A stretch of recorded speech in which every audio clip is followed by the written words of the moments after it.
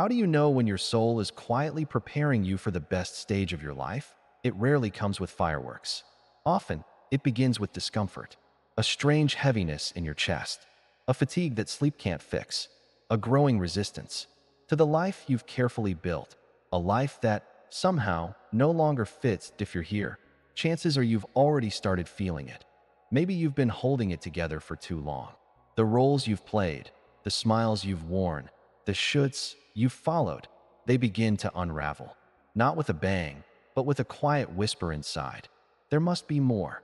Dr. Gabor Maté, renowned for his work on trauma, authenticity, and healing, teaches us that illness, whether physical, emotional, or spiritual, is often a message, a call to return to ourselves, not the self others needed us to be, but the one we lost along the way. This isn't a midlife crisis. It's a midlife awakening. In this video, we'll explore 10 profound signs that you're not falling apart.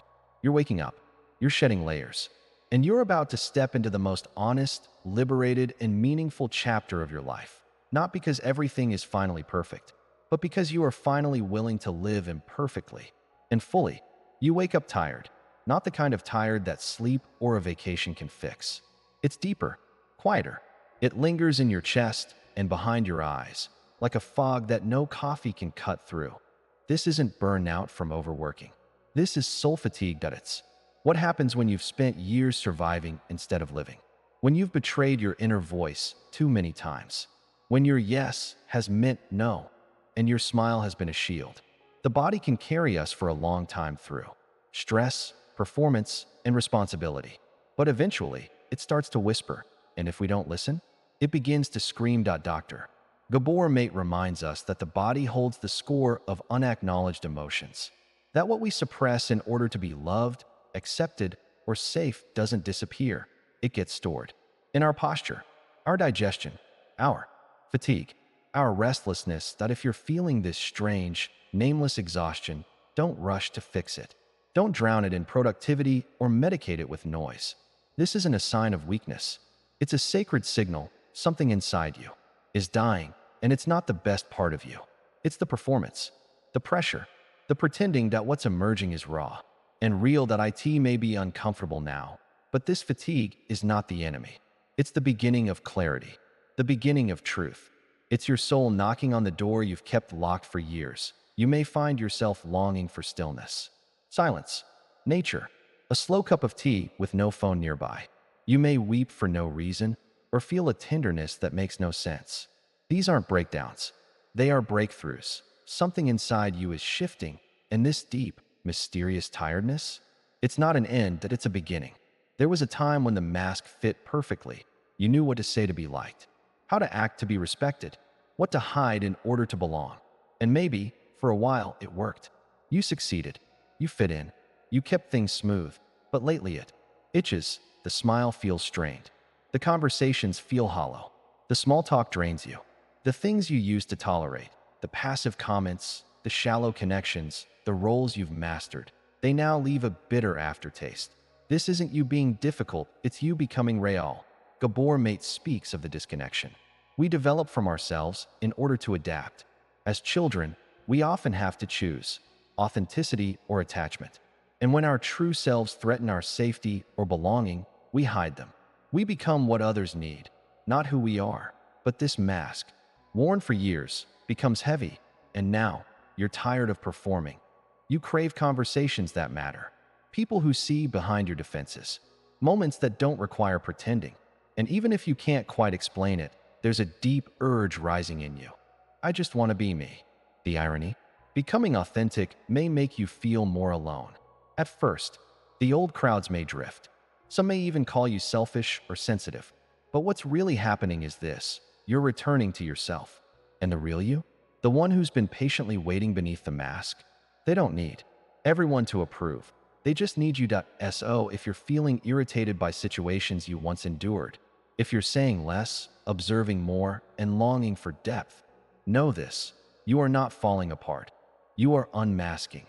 And in that vulnerable, raw honesty, the best stage of your life begins. Not when you're fully healed, not when everyone understands you, but when you finally stop abandoning yourself just to be liked. The itch isn't a problem, that it's a sign of truth growing underneath. It doesn't always look dramatic. Sometimes it's not a divorce or a diagnosis. Sometimes it's not a loud fall, but a quiet unraveling. You're sitting in your car, or folding laundry, or brushing your teeth, and suddenly the tears come.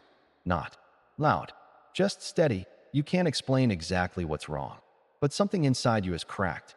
The way you've been living no longer feels livable. And while everything on the outside may seem fine, inside, you're collapsing. But here's the truth no one tells you. This pain is sacred that we often associate awakening with inspiration or beauty.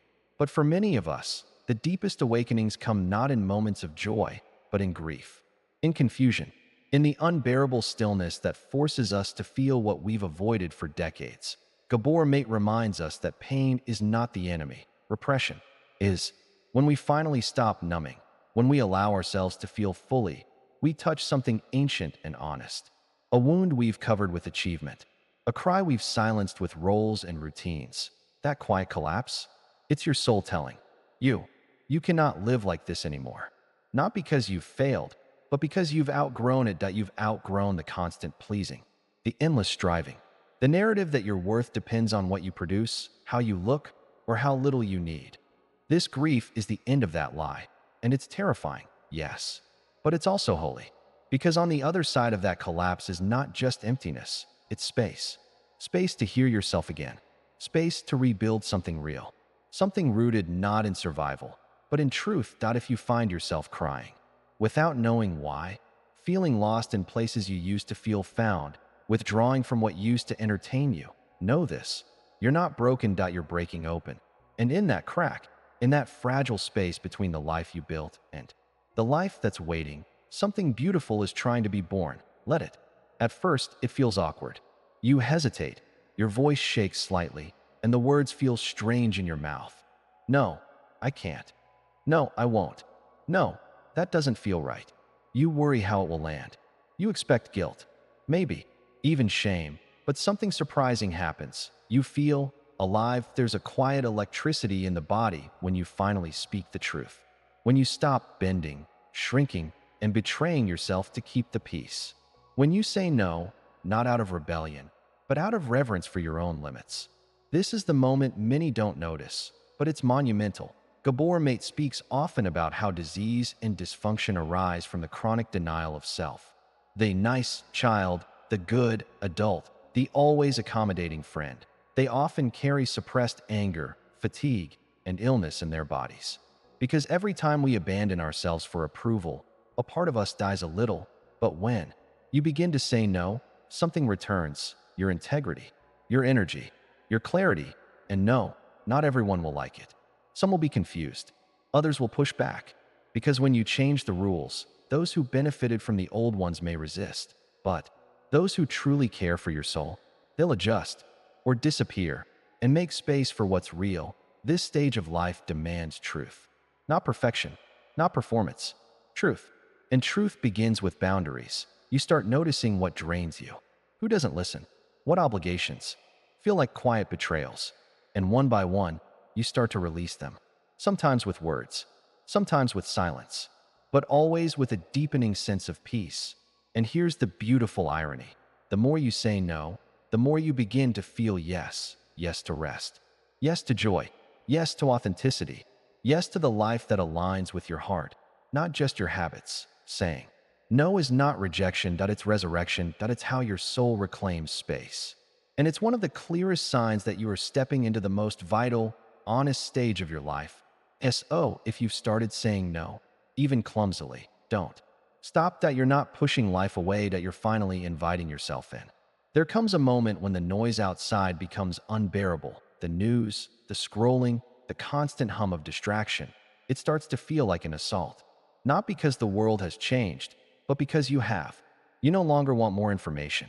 You want wisdom. And you begin to realize the most honest voice isn't out there, it's inside your own body. At first, it's unsettling. The silence feels awkward. Your mind resists. You itch to check your phone, make a list, do something. But beneath that noise, your body has been trying to speak for years, and now you're finally listening. Gabor Mate reminds us that the body is not separate from the mind. It is the unconscious made flesh. Every ache, every tension, every gut feeling is a messenger. Not always literal, but always meaningful. You start to notice the headache after a people-pleasing conversation, the fatigue that hits after saying yes when you meant no, the tension in your chest when you ignore your intuition. These aren't random. They are breadcrumbs back to yourself. Healing doesn't always look like talk therapy or breakthroughs. Sometimes it's sitting in silence and asking your body, what do you need? Where does it hurt? What truth have I been avoiding? And slowly, you begin to feel safer with yourself. You stop pushing through. You cancel plans that feel forced. You rest without guilt. You place your hand on your heart and breathe, not to escape, but to arrive, to come back home to your body after years of living in your head. This is the beginning of embodiment, and it changes everything. You stop outsourcing your wisdom. You stop needing constant advice, because your body, soft, scarred, sensitive, becomes your guide, and it doesn't scream. It whispers, it sighs, it aches, it softens, and when you honor it, it begins to heal.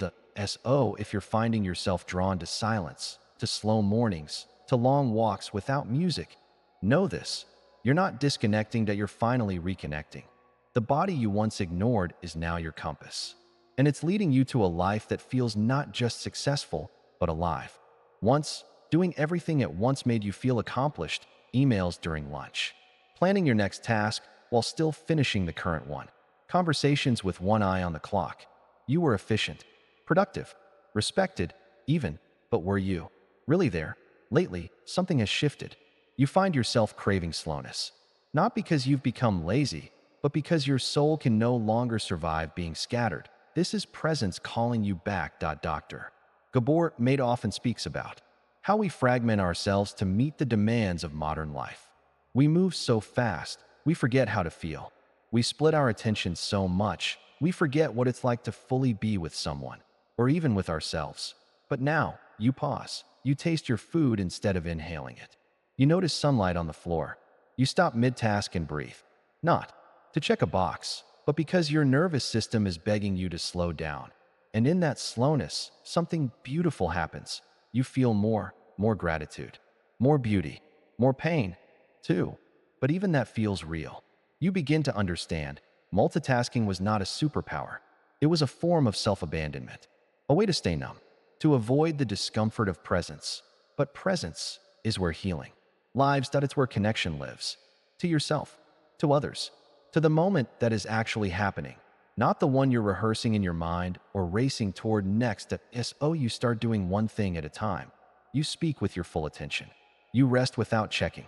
You let things take the time they take, not because you have no urgency, but because you finally understand rushing is not living. And maybe, just maybe, for the first time in years, you feel peace. Not because life is perfect, but because you've stopped running from it. Presence is a revolution in a world of distraction, and choosing it, moment by moment, is one of the clearest signs that your life is transforming. That if multitasking feels like a burden now, it's not a failure. It's a sign you're waking up. To the moment, to your breath, to the life that's always been here, waiting for you to slow down enough to feel it. For years, your tears were hidden. You cried in secret, if at all, when no one could hear. When the mask slipped in the dark, you wiped them away quickly, as if they were signs of weakness or shame. But now, something's changed. You still cry, but it feels different. These tears aren't just grief, they're release. A soft, unexpected kind of relief. They arrive not only in sorrow, but sometimes in moments of beauty. A song, a memory, a sunrise, a realization that you're still here, after all of it. This is the emotional shift no one prepares you for. Gabor Maté reminds us that repression disconnects us from life. When we numb pain, we also numb joy. But when we begin to feel again, really feel, the tears return, not just as sadness, but as evidence. I'm alive. And in those moments, crying becomes sacred. That you're no longer afraid to soften. You don't apologize for feeling deeply. You understand now that emotional expression isn't weakness, it's wisdom. The body weeps when the soul exhales, and you're finally exhaling. Sometimes, the tears come when you speak your truth. Sometimes they fall during silence. Sometimes without any clear reason, only a felt sense that something old is leaving and something tender is arriving. You might not even recognize yourself. You, the one who used to hold it all together, now feeling safe enough to fall apart. Not in destruction, but in surrender. Not in chaos, but in grace. This is healing, not in a straight line, not in perfect form, but in these quiet, wet, messy, beautiful moments that remind you you're human. And your humanity is not a flaw. It's your path back home to SO. If your tears have changed, if you find yourself crying and smiling in the same breath, if you feel your chest open instead of tighten after you weep, know this. You're not becoming fragile. You're becoming free. And these tears, this salty, sacred water, is washing away everything that no longer belongs to the person you are becoming. Let them fall. You're not falling apart. You're falling into your truth. You walk into the same room, with the same people, the same conversations, but something feels different. It's not them. It's you. What once felt familiar now feels foreign. Like wearing a jacket that no longer fits. You smile, you nod, you participate, but inside, a quiet voice whispers, I don't belong here anymore. And at first, you question yourself. Am I being dramatic? Ungrateful? Difficult? But then you remember, growth always creates tension. With your surroundings, Gabor Maté speaks about authenticity over attachment. As we reclaim parts of ourselves, we naturally disrupt the roles and dynamics we used to accept. The you, who stayed quiet to avoid conflict, who tolerated being overlooked, who said yes to stay included, they are evolving. And evolution feels lonely before it feels free. You begin to notice where energy no longer flows. You sense conversations that lack soul. You feel the absence of depth in places where you once lost yourself in distraction. And slowly, you realize you're not judging, you're awakening. This isn't about superiority, it's about alignment. You're no longer willing to abandon yourself to belong. You're not angry, just uninterested. You're not isolated, just more discerning. You crave honesty, slowness, meaningful connection, silence with presence, rather than noise without substance. And yes, that may mean fewer invitations, quieter weekends, more time alone. But that solitude, it's sacred now, because in the quiet, you're not lonely, you're with yourself. And that relationship is finally becoming real, safe, nourishing. You're not supposed to fit everywhere. You used to. That would mean you haven't changed. So if old spaces feel tight, if familiar places feel strange, if you no longer light up around people who once defined you, celebrate it. You're not lost, you're being redirected. And the people, spaces, and experiences that match your new frequency, they will come. But only if you make space by gently releasing what no longer resonates. You don't need to burn bridges. You just need to keep walking toward truth, toward depth, toward the version of you that no longer pretends to fit just to feel accepted. This discomfort, it's not disconnection. It's growth in motion. You start opening drawers and letting go. Old clothes and used books, unopened boxes, things that once mattered now feel heavy. Not just physically, but emotionally. Clutter begins to feel like a cage. Busyness feels like a burden. Noise, like a theft of peace. You don't want more anymore. You want less, but not less in a way that is empty, less in a way that is clear. You're not downsizing your life, you're refining it, removing the unnecessary, making room for what's real. This is the call of the soul in transition. Gabor Maté reminds us that our chronic need to accumulate tasks, achievements, possessions, even people, is often a trauma response, a way to feel safe, to prove our worth. But eventually, the chase becomes exhausting. The life we've constructed becomes too full to breathe, and then something shifts. You stop caring about impressing. You stop needing constant input. You crave stillness, clarity, space. You begin to realize it's not that life has to be dramatic or exciting all the time. It's that it has to feel true. You'd rather have a few deep relationships than many shallow ones. A quiet weekend with intention than a packed calendar with no soul. You start asking better questions. Does this bring me peace? Does this reflect who I am becoming? Or who I'm afraid to let go of? What am I doing out of habit that no longer makes sense? And the answers simplify everything. You become more selective with your energy. You stop chasing. You declutter your schedule, your home, your expectations. Not because life is over, but because the next phase requires lightness. And in that lightness, you feel something profound: relief. You realize that what you were truly hungry for wasn't more success, stimulation, or attention. It was freedom. So if you find yourself wanting to let go of things, of noise, of people pleasing, trust that instinct. It's not apathy, it's wisdom. You're not giving up, you're clearing space for what matters, for who you really are, for the peace that only comes when we stop trying to carry a life that no longer carries us. For most of your life, you were taught to chase success, chase approval, chase happiness, always one step ahead, always planning the next move, always afraid that if you slowed down, you'd miss your chance, or worse, fall behind. But something changed. You stopped running, not out of defeat, but out of exhaustion. And in that pause, you discovered something unexpected. Life didn't abandon you. It began to meet you. Gabor Maté teaches that many of us are driven by wounds we don't even recognize. We strive not from joy, but from fear. The fear of being unworthy, unloved, unseen. And so we hustle. We perfect. We chase validation in every form.